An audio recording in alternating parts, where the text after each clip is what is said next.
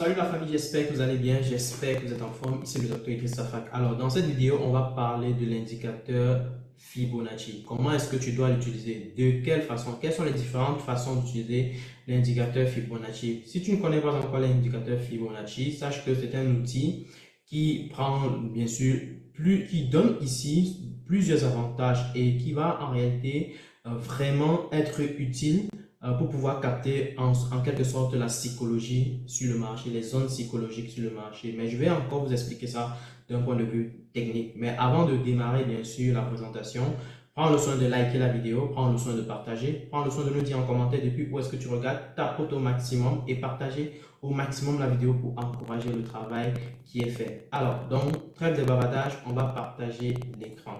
Alors, là, nous sommes sur MetaTrader 4, où nous avons la paire de devises euro-USD qui est sur notre tableau.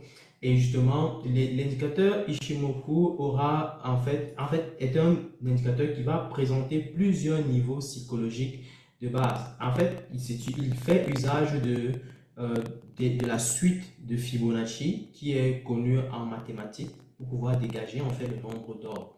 Du coup, il faut donc être capable de savoir comment est-ce que on peut utiliser. Donc, de base, quand vous voulez avoir l'indicateur Ishimoku, pardon, je veux dire Ishimoku, mais plutôt Fibonacci. Quand vous voulez avoir l'indicateur Fibonacci, vous venez plutôt sur cet outil-ci, n'est-ce pas? Vous cliquez dessus et quand vous allez cliquer dessus, vous allez avoir un ensemble de barres qui vont s'afficher. Ok? On voit plusieurs barres qui vont s'afficher. Cette barre-là représente en fait des chiffres de Fibonacci. Ce sont des chiffres qui sont très souvent utilisés dans plusieurs domaines, que ce soit dans le génie civil, dans la santé, dans la construction, dans plusieurs domaines en fait, dans la finance et bien d'autres encore. Donc du coup, ce sont des chiffres qui existent presque partout dans la structure de l'être humain, dans la structure des plantes, dans la structure des feuilles, ainsi de suite. Ce sont des chiffres qui apparaissent presque partout, comme je l'ai dit. Donc du coup, vous voyez, dès lors que j'applique en fait mon Fibonacci sur mon graphique, il va apparaître plusieurs lignes. Ce sont ces lignes-là qu'on appelle en fait des lignes psychologiques, ok, du marché. Et donc du coup, nous, notre rôle, c'est de savoir comment faire usage de ces outils-là, ok. Alors maintenant, comment est-ce qu'on va devoir faire usage de ces outils? Déjà, ce qu'il faut comprendre, c'est que ces niveaux-là vont, sachant qu'on les appelle des zones psychologiques, vont être utiles pour pouvoir, en premier temps, repérer les niveaux clés où on peut réellement euh, prendre avantage d'un potentiel retracement. Ok? Du coup, qu'est-ce que je veux dire par là? Déjà, il faut savoir que le marché évolue d'habitude en vague. Ok? Il évolue en vague, il évolue en vague. Et donc, du coup, nous, quand on veut trader la prochaine vague, imaginons que nous avons un marché qui évolue comme ça. Ok? Qui évolue comme ça. Et quand il veut bien descendre là, nous, on doit être capable de savoir jusqu'où est-ce que il peut descendre, n'est-ce pas, avant de commencer à monter. Et justement, Fibonacci peut nous aider à le faire. Pour cela, tout ce que tu as fait, c'est de dire, bon, ok, je veux capter, je veux trader la prochaine vague haussière. Je vais prendre mon Fibonacci, je vais placer le point de départ là, n'est-ce pas? Je vais placer mon point de départ ici et mon point d'arrivée là. Je pointe mon point de départ ici, A, n'est-ce pas? Et mon point d'arrivée là. Et justement, les lignes de Fibonacci vont commencer à apparaître presque partout là. Ça va apparaître, ça va apparaître. Nous, ce qui nous intéresse principalement, c'est les lignes de 50% et 60%. C'est ce qui nous intéresse principalement dans cette démarche-ci. Donc, du coup, l'idée, c'est de faire quoi? C'est d'identifier en fait les lignes 50% et 60% et tracer une zone potentielle. Ok? Tracer une zone potentielle où on sait que si le prix descend dans cette zone-là, n'est-ce pas? Si le prix descend et se retrouve dans cette zone-là et commence à manifester des pressions haussières, alors on peut se permettre d'acheter. Donc ça, c'est une façon d'utiliser l'outil Fibonacci. Exemple, donc, je prends par exemple ce marché qui est aussi ici sur Euro-USD. On va se rendre compte qu'à chaque fois qu'on retrace, on retrace en général dans la zone des 50%, 60%. Ok? Quand on retrace sur une impulsion, on retrace en général de 50 à 60%. Donc, je vais prendre un exemple pour vous montrer. Je prends celui-ci, je suppose qu'on avait fait cette impulsion et quand on était en train de descendre, on ne sait pas ce qui venait après. On va donc prendre notre Fibonacci, on va tracer ainsi. Tac. Donc, on va juste pointer le point de départ de notre Fibonacci là et l'autre point d'arrivée au sommet ici à la fin de l'impulsion. Et donc, du coup, on va chercher à repérer la zone des 50%, 60%. On va se rendre compte que la zone des 50%, 60% sur la ligne se trouve ici. Vous voyez, voici la ligne des 50%. Et voici la ligne des 60%. Donc, ceci nous fait notre support résistance. OK? Ça nous fait un support résistant. Donc, du coup, nous, pendant que le prix est en train de descendre comme ça, c'est en train de descendre, dès que ça va atterrir ici, ça fait des marteaux haussiers, bref, des pressions haussières. Bref, selon votre stratégie, tu peux prendre un achat et profiter de la hausse qui peut se manifester. OK?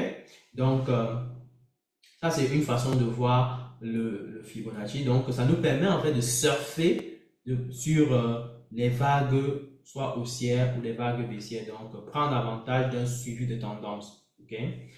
Et justement, si on prend encore Fibonacci, on essaie de mesurer la distance, n'est-ce pas? On essaie de mesurer pour voir si on est véritablement tombé dans la zone de 50%, 60% après cette remontée-ci. On va voir si c'est véritablement le cas. Okay? Donc, comme je vous ai dit, dans la majorité des cas, on va tomber dans la zone de 50%, 60%. Et justement, on va vérifier si c'est le cas pour cette impulsion qui s'est manifestée. Okay? Donc, je vais prendre mon Fibonacci. Je vais mesurer, je vais pointer le point de départ ici en bas et le point d'arrivée en haut. Et on va voir si on tombe bel et bien dans la zone de 50%, 60% avant de remonter en puissance. Regardez, comme par magie, le prix est venu dans cette zone de 50%, 60%. Donc, voici 50%, voici 60%. Donc, on voit bien que si on trace une zone de support résistance ici, n'est-ce pas?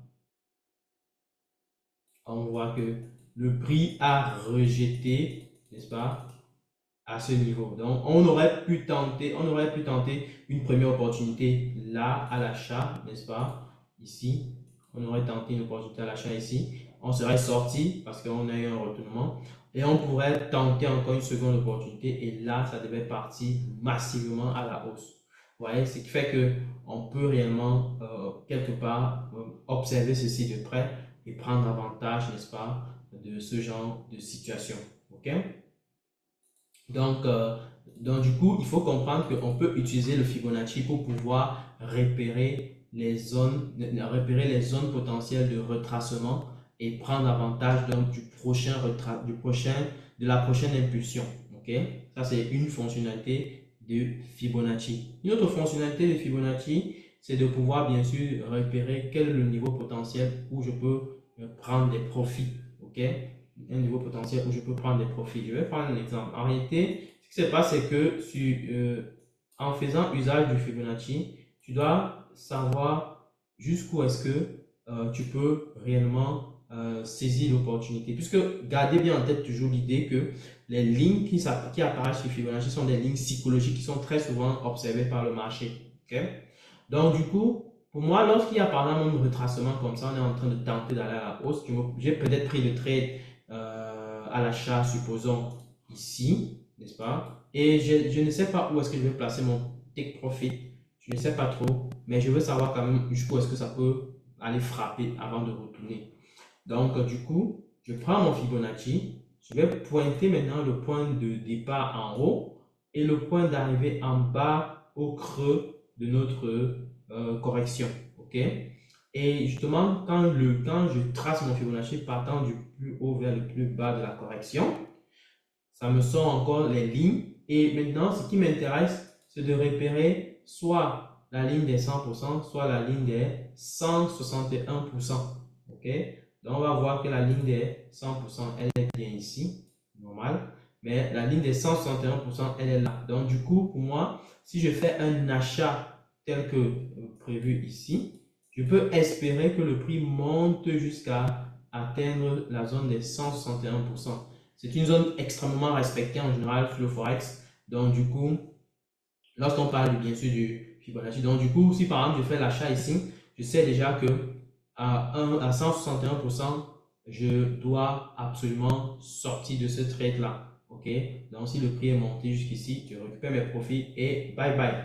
Donc c'est comme ça que tu peux réellement prendre avantage, n'est-ce pas, sur cette approche-là. Donc ça nous permet de pouvoir repérer quel est le niveau de profit qu'on peut considérer. Une autre chose qu'on peut faire, bien sûr, c'est de pouvoir combiner le Fibonacci avec des zones de support résistance que nous avons tracées. Donc, c'est-à-dire, il faudrait peut-être augmenter une sorte de condition dans ton trade en disant que, bon, ok, je veux voir quand même que le Fibonacci tombe. Quand je trace, par exemple, je veux attaquer le marché pour peut-être prendre avantage d'une prochaine impulsion sur un retracement en repérant ma zone de support résistance de 50%, 60%. Je veux que cette zone de 50%, 60% coïncide également avec une zone de support résistance très importante. Donc, du coup, j'augmente un peu un filtre pour pouvoir me rassurer que oui, on est en train de coincer véritablement sur une zone où on peut avoir de l'avantage sur le marché. Donc, c'est comme ça que tu peux réellement renforcer tes probabilités de réussite et tu t'en sors, n'est-ce pas, à pouvoir, n'est-ce pas, profiter sur le marché. Donc voilà, je vais m'arrêter là pour aujourd'hui. Si tu as aimé la vidéo, partage. Si tu veux qu'on aille en profondeur sur le sujet, dis-moi ça en commentaire, ce sera avec plaisir. Surtout, partage d'abord, commente et dis-nous en commentaire si tu as des questions. Et bien sûr, ce sera un plaisir pour moi de donner encore plus de détails sur ce sujet. Allez, je vais vous laisser sur ce point. Portez-vous bien, passez une bonne journée, une très belle journée. Le marché est très saignant, faites très attention, soyez prudents. Et bien sûr, on se retrouve pour une prochaine vidéo. À très très bientôt. Ciao!